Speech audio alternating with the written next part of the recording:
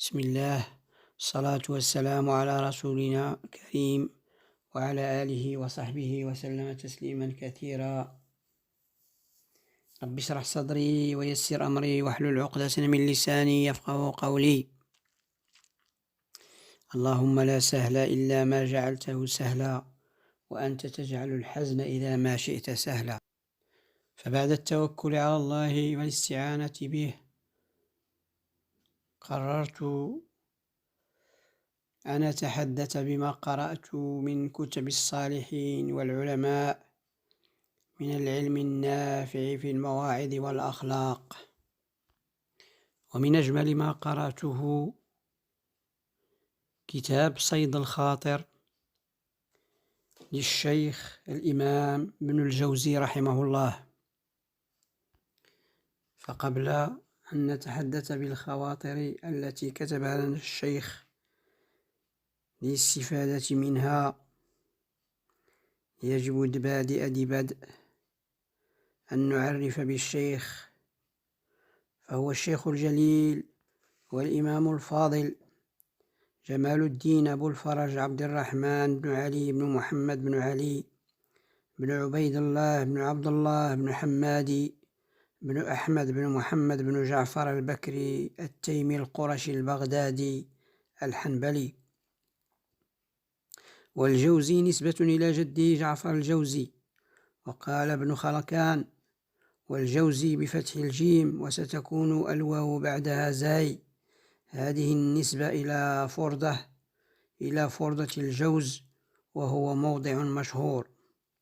وتعد حياته رضي الله عنه سلسلة من الكفاح والسعي الدؤوب في طلب العلم وتحصيله، فقد عرف في صغره بالجد والاجتهاد وبالفضيلة والسيرة الزكية، ولم يعرف بالضبط عام مولده، بيد أنه ما بين سنة 8 إلى 10 ما بعد 100 الخامسة للهجرة. وتوفي والده وله من العمر 3 سنين، وانصرفت عنه أمه، فتربى في كنف عمته التي اعتنت به، ثم حملته بعد أن ترعرع إلى الحافظ أبي الفضل بن ناصر، فحفظ على يديه القرآن وسمع منه الحديث وأحب الوعظ وهو صغير، ثم جلس للوعظ وهو صبي صغير، واعتنى به الشيخ ابن الزعواني، ثم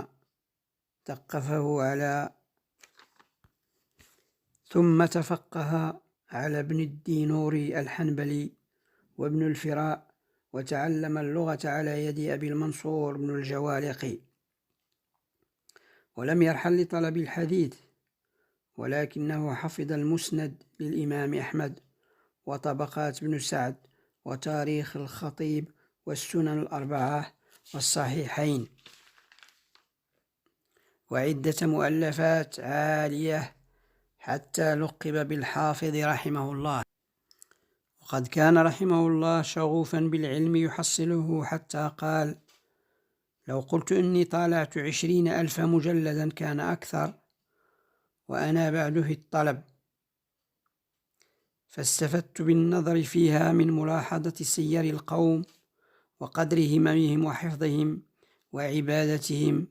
وغرائب ما لا يعرفه من لم يطالع، فصرت أستزري ما الناس فيه وأحتقر همم الطلاب. هذا وقد رزقه الله تعالى قوة حافظة وذهنا وقادا، حتى كان يرتجل الوعظ دون إعداد مسبق، وقد انتشر الوعظ في وقته، وانتشرت معه طائفة الوعاظ والقصاصين الذين أثروا في حياة العوام بأحاديثهم الضعيفة، فتصدى لهم ابن الجوزي، إما بمجالس وعظه التي قال عن إحداها: وقم سالت عين متجبر بوعظي ولم تكن تسيل، وأسلم على يدي أكثر من 200,000، وحضر مجلس وعظه الخلفاء والوزراء والأمراء. الطريقة الثانية التي تصدى بها للوعاظ كانت تحبير الكتب كمثل هذا الكتاب الذي بين أيدينا، وكتاب تلبيس إبليس وغيرهما من الكتب التي وضح فيها خطأ الوعاظ والقصاصين والزهاد، يؤدي دورا فعالا في المجتمع كعالم له قيمة ووزن في مجتمعه. وهذه هي وظيفة العلماء الذين يحملون على كاهلهم تبعة الدعوة إلى الله تعالى. وكانت شدته على الصوفية وحدته في الهجوم عليهم سببا في وشاية الأعداء منهم عند الخليفة الناصر ضد ابن الجوزي، حتى وقع في محنة السجن لمدة 5 سنين في واسط يقوم بشؤون نفسه وحده وقد بلغ سن الكبر، فنالت منه هذه المحنة نيلا شديدا حتى خلصه الله تعالى وعاد إلى بغداد، فاستبشر أهلها وفرحوا، ولم تحجزه الشيخوخة عن الوعظ فعاد لمجلسه. ولم يمض من الوقت كثيرا حتى كانت ليلة الجمعة بين العشاءين في اليوم 13 من شهر رمضان سنة 97 و500 هجرية،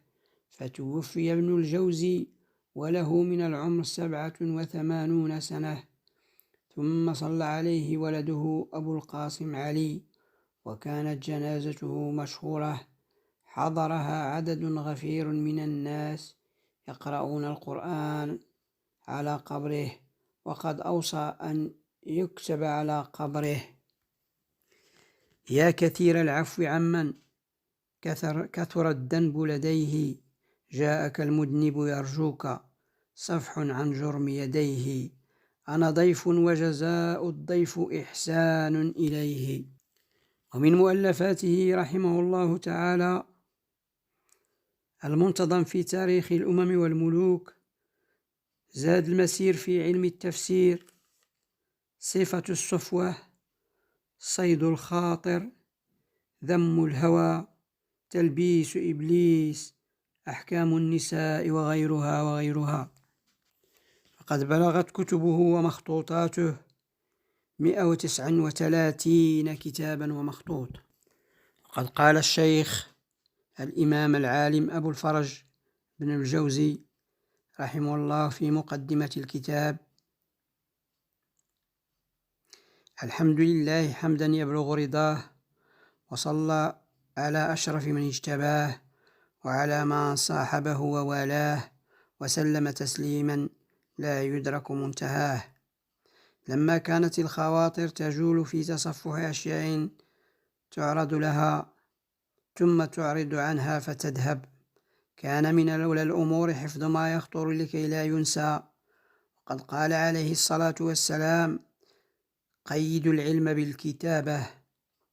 وكم قد خطر لي شيء فأتشاغل عن إثباته فيذهب فأتأسف عليه، ورأيت في نفسي أنني كلما فتحت بصر التفكر سنح له من عجائب الغيب ما لم يكن في حسابه، فأنثال عليه من كتيب التفهيم ما لا يجوز التفريط فيه،